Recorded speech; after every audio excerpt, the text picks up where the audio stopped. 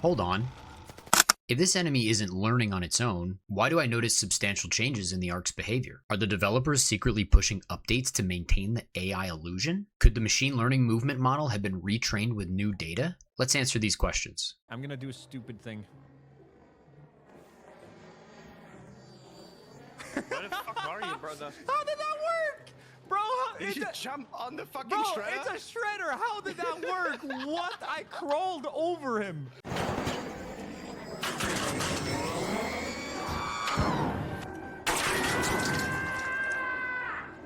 Welcome back to another video. In my last video, we debunked the common theory that Arc AI enemies are learning and adapting in real time. A lot of people responded stating that, well, yeah, they agree the enemies aren't learning in real time. The enemies are still changing somehow. So what's going on there? Let's dig in. First, let's state the obvious. We don't have to guess whether enemy behavior is changing. We know that it is. We have proof that it is in, of course, the patch notes. Developers have explicitly adjusted things. And when an enemy stops getting stuck, reacts faster, players don't think navigation fix, especially in Arc Raiders. They think this thing got smarter. I've compiled a list of all of the changes dating from patch 1.3 released on November 20th, 2025 up to patch 1.7 released on December 16th, 2025. Patch 1.3 mainly focused on improvements to the shredder behavior. Before this patch, shredders could sometimes get stuck on geometry, fail to properly chase players, or behave unpredictably mid-engagement.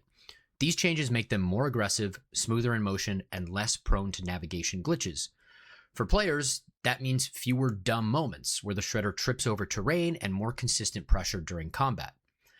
A key change is general enemy movement on steep surfaces. If you are fighting a ground enemy on the side of a mountain, stairs, ramps, etc., its overall movement pre versus post patch will be much more improved. While 1.6 didn't directly change any enemy stats or behavior parameters, fixing material issues means enemies are now less likely to misinterpret the world geometry. That translates to fewer moments where an enemy stops chasing you when it shouldn't, or vice versa.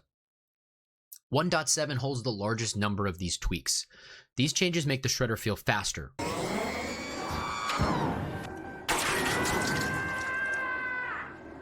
more responsive, and less unpredictable. Reduced knockback means it won't spin out of control after hits. Faster engagement means it will pursue you more aggressively. And improved navigation means fewer awkward corner hangups. Notice the amount of knockback that this shredder does when hit. What is this? Now, post-patch, notice that there is nearly zero knockback. These fixes enhance enemy movement consistency, responsiveness, and predictability. For example, missiles now behave logically at high and low elevations without looping back. Here is a clip from pre-patch of the Bombardier tracking a target at different elevations. Notice how the Bombardier needs to move to be able to find the target, as elevation in the path was messing up the target tracking. They can't get me. They can't get me right here. I can just like get a shot on its... There we go.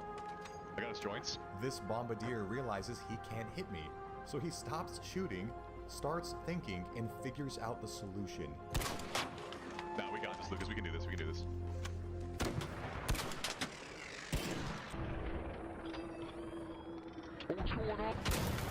I went into my own match to test this now and to fight a Bombardier in nearly the exact same spot. Take a look.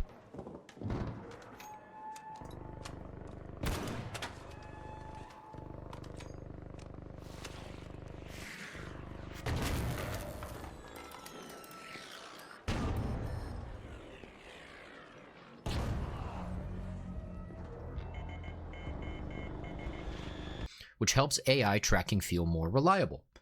And disabling unintended vaulting on surveyors reduces frustrating geometrical accidents in fights. Reviewing patch notes isn't that exciting. What if something else is happening? Something under the hood, something much more interesting. I'll preface this section of the video with the fact that this is all theory, not a claim. It's all theoretical, simply an idea that's kind of fun to explore. In modern live service games, developers often adjust AI behaviors through what we call server-side values. And these changes don't always require a full patch download. You can change things like acceleration, turn rate, aggro radius, reaction delays, navigation fallback timing. It's technically possible for these values to be adjusted and adjusted quietly. This does not mean the AI is learning. It means developers could be iterating and iterating rapidly. And importantly, this isn't malicious, right? It's common in live service development. These things happen all the time, especially with major bug issues. Why wouldn't developers list every single tweak? Well, for a few obvious reasons, because small tweaks can cause panic, revealing parameters could be exploited, and sometimes changes are experimental. And I think the experimental piece is the key, but silence doesn't really mean secrecy, it just means iteration. However, what's kind of a more fun idea is, what if the developers aren't releasing all the ARC enemy changes on purpose? What if they're doing it as a way to keep the AI illusion alive? If ARCs are changing behavior, but there is no documented changes, players will revert back to the thinking of, this thing got smarter. Or the developers are pushing the changes silently to let players naturally discover and fight new and more dynamic enemies to keep the game fresh, engaging, challenging. Personally, I think it's both. And so far, it's a very smart approach. I've seen quite a bit of chatter around ARCs. At first, not following players into buildings, making it quite easy to escape by simply running into a building. I also remember this playing in the early days of ARC Raiders. It felt like it was very easy to escape the ARCs and you could run into a building. But then at some point, it switched. And all of a sudden, ARCs were following players and myself into buildings. What if developers quietly updated the rules of where and where not ARCs could go? If suddenly devs allowed the ARCs to enter buildings when they couldn't before, it would seem that the ARCs figured out the secret and learned how to enter these buildings all on their own. In reality, it is much more likely that the devs flipped a switch and said, now you're allowed to go into buildings. Go.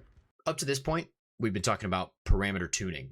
Things like turn speed, aggression, navigation fixes, and whether those are happening in patches or behind the scenes. Another fun idea is, what about this movement and locomotion model? What if that model has been updated? The team at Embark has had months worth of data. Could they have retrained that model? Technically, yes, it's possible. And again, this section is theoretical as we don't have any information confirming that this has actually happened. However, if developers noticed issues with the Leaper or the Queen, awkward landings, bad jumps, unreliable recovery, they could collect internal simulation data, add new terrain cases to the model, retrain that locomotion model offline, and ship an updated model in a patch. And of course, again, this would not be live learning.